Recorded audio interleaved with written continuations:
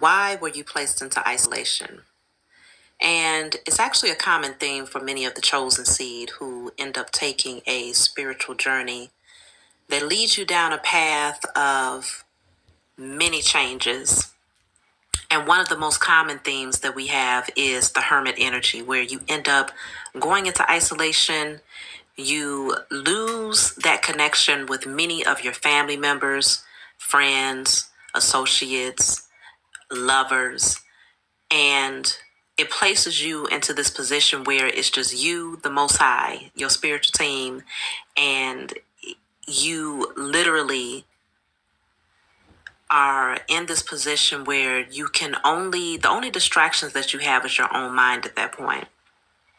A lot of people don't understand why they end up going through this phase, and they ask that question, well, did I do something wrong, or did I make the wrong turn? Am I really headed down the right path if this path is, one where I have to take it alone for a certain period of time? And so what ends up happening is you go into this isolation because it makes you face yourself. It pushes you to unveil and to reveal all of those deep-seated wounds that you may have suppressed or that you likely suppressed over the years. It pushes you to find yourself, to get back to your authentic nature and to relearn, to remember who you are, what you came here to do. And you end up evolving in that space. Sometimes people have to recognize that you end up getting placed into isolation because you're being hidden in plain sight. For the chosen, there's always there's always opposition. People who don't want to see you thrive. They don't want to see you rise into your divinity. They don't want to see you in your power. Why? Because they benefit greatly from you maintaining this docile, passive, submissive, hidden energy. They benefit greatly because it inflates their ego. It places them in this position where they feel like they themselves are, in authority, or they are elevated above you. They're superior over you. You become that narcissistic supply. And so quite often, you'll find that you're isolated for your own protection. It's not all, of course, a large part of it deals with you healing, but you're isolated for your protection because in the presence of certain energy, certain people, you dimmed your light. You felt insecure. You were misused, abused, drained, taken advantage of.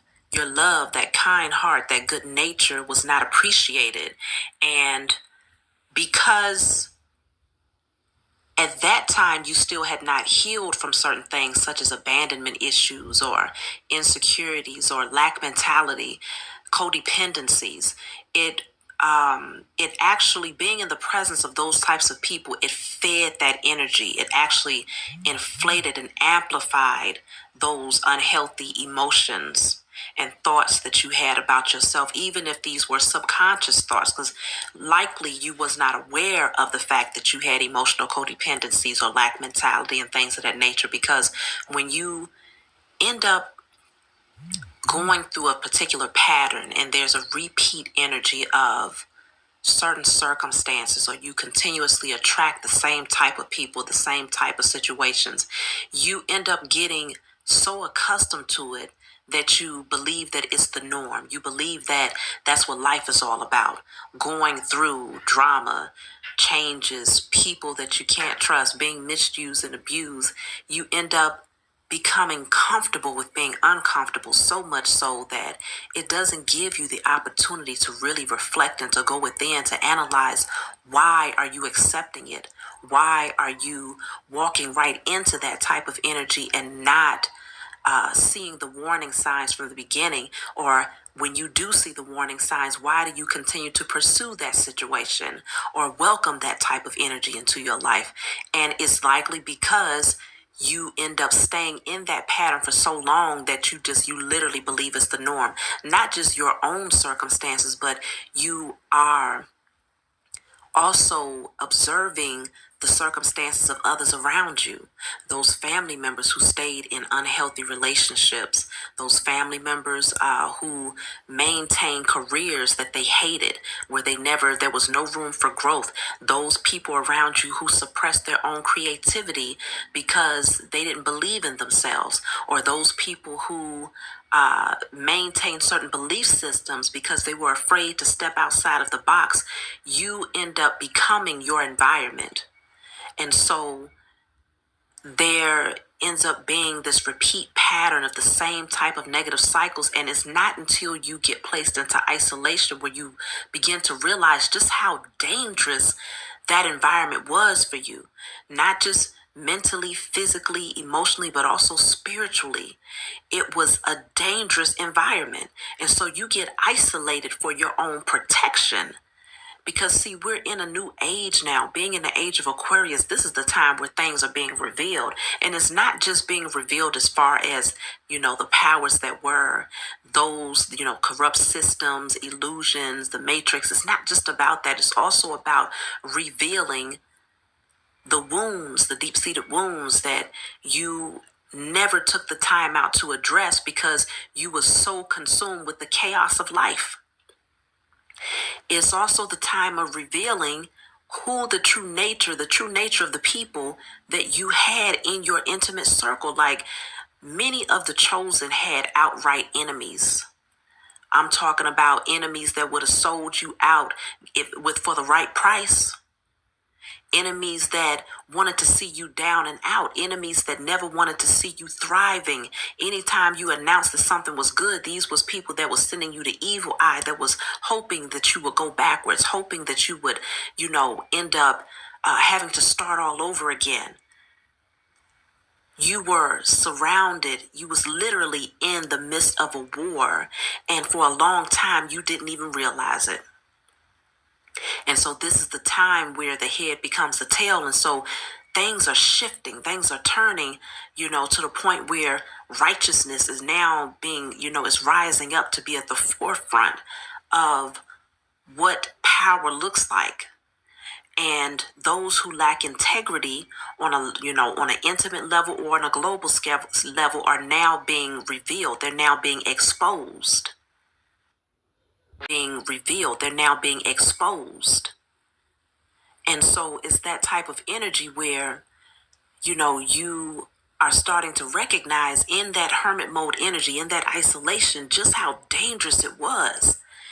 You start to awaken your spiritual gifts, your spiritual eyes. That third eye begins to open, and now suddenly everybody looks different. No one looks the way that you used to view them. And matter of fact, some of them look downright scary because you start to see the darkness, the low vibrational energy that they really carried, the demons that they really, carried. And so you start to question everybody and everything. And it's not an unhealthy thing because what's happening is you're starting to see people for who they are. Whereas in the past, you might have saw that aunt as being someone who was just, but when you start to look at her through your spiritual eyes, after you've gone through your awakening, you start to see that she got demons on her. You start to see that she's the type of person that will be willing to sacrifice you for the right price. You start to see that this is someone who literally hates you. And for a long time, you just tolerated it because you never saw it from the spiritual perspective. You was only looking at these people through your natural eyes. And so the isolation becomes that much more important because then you start to realize just how vital it is, how important it is to maintain your peace of mind and to maintain your distance from certain people, places, things. You start to see the spiritual ramifications of having that energy in your life. I don't care if it's even on a small scale. You start to realize that any bit of communication or interaction, it has the potential to have a massive impact on your reality because this thing is more spiritual than it is physical. And so you begin to realize that intermingling your energy on any level with the wrong types of energies is poisons. And so the isolation is very necessary. Not only that, but the energy at that time when you begin to awaken is highly sensitive. It's almost like you go through this death and this rebirth. And so as you're in this rebirth, you're transforming. And in that time of transformation, if you think about a fetus, you think about a child that is being nurtured in the womb of its mother. That child needs to be in the healthiest environment possible in order for development to happen in the healthiest way. And so if you invite toxic energy into that space, that sacred space of development, then it's going to alter the outcome of that child when it's birthed. And so you are being placed in that sacred space when you're in hermit mode where you want to keep your energies pure, because at that time, the only thing that you should be focused on is releasing, purifying, peeling back layers and layers of that in the authentic version of who you became when you was amongst the sheeple, when you were conditioned to become someone that you truly were not. This is you in the process of finding yourself and learning about who you truly are, what you truly like, how do you really believe, what do you really think, without the influence of unhealthy individuals. Because the fact of the matter is, before you awakened, a large part of your belief systems, how you moved, how you perceived yourself, how you perceived life was likely influenced by low vibrational beings who had no understanding. They couldn't even conceptualize the understanding of spirituality and taking the narrow path and what this existence is really all about, because all of them had been indoctrinated. Most of them had been indoctrinated to believe a particular thing that kept them boxed in. And so they were fearful of exploring and understanding from a higher perspective. They were fearful of healing because many of them understood that the healing process would mean isolating and getting rid of a lot of addictions and ego, unhealthy ego, pride, and just their carnal nature. You are set aside for a good reason, because you're chosen, you're different. You're very unique, and you've been built for this process. You was built to go into isolation and to find comfort in that space. So a lot of people that don't end up making it down this journey because they get so uncomfortable being in their own company, like they're highly codependent on the energy of others, to the point where if even if their life depended on it, they still would not be able to release the unhealthy connections, because they need to feel validated by being able to say, I have this many people in my circle. Even if the relationships are disingenuine, they still need to be able to say for egotistical purposes that they have a lot of friends or a lot of family members and this and that, knowing that the relationships are unhealthy, knowing that they don't even like each other, but they'll still cling to that. And so many of those people, they get called to take the path, but they will not do it. They refuse to, because they just can't. The idea of not being able to say that they have that many people in their social circle is, they can't fathom it. But you, as a chosen seed, many of the chosen seed, if not most chosen seeds, are generally more introverted than they are extroverts. And so that hermit mode is actually very comfortable. It could be uncomfortable to some degree when you first start out, because you might question, well, am I doing the right thing by releasing this person, or no longer feeling the desire to interact? Because sometimes it's not even you having to go out of your way to release people like that. It's not like the cutoff is that hard for you to do. You begin to question, well, why don't I have the desire to interact with these people? And so you start to question yourself. You start to wonder if you're okay, if your mind is functioning all right, because you literally have zero desire to be in the company of people who you may have had an emotional codependency on at one point.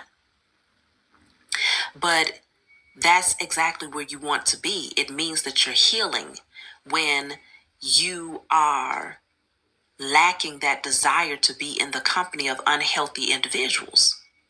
It means that you are starting to find the value in peace of mind. And that in turn means that you are starting to value yourself and you starting to really operate from that space of self-love. And so a lot of times when you first get on the journey, again, the question is, why is everybody falling away? Why am I no longer desiring to be amongst other people? And that's the answer. The answer is because it's time for that transformation.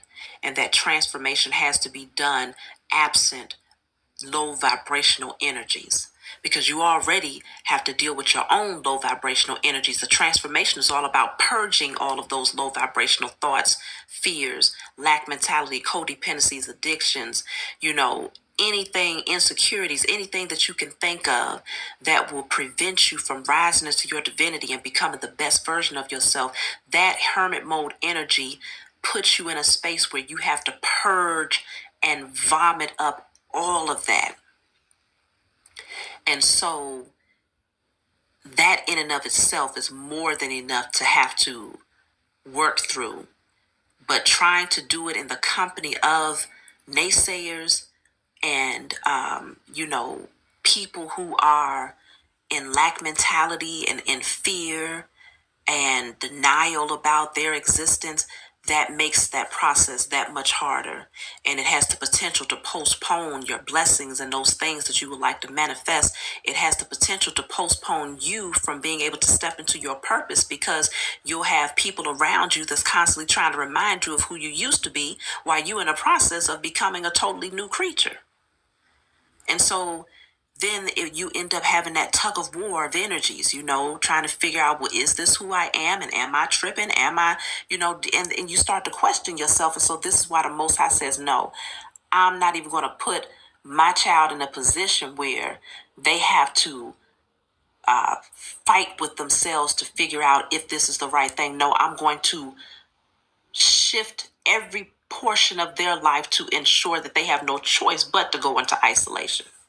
Now, of course, free will always exists. You can resist and go against what is being, you can go against the changes that's happening in your life, but it's going to bring karma that's ultimately going to end up placing you back into hermit mode. And so it's like, you might as well embrace it and utilize that time, because that's what it's all about, using that time so that by the time you come out of that isolation, you are shining, you are vibing high, you are free of all of that low vibrational energy. You are stepping into your purpose. You know who you are. You're organic. You're transparent. You are in your creativity. I mean, you're manifesting, you're calling in, you're operating from love. All of these different things. You're setting healthy boundaries. You're not afraid to tell people no.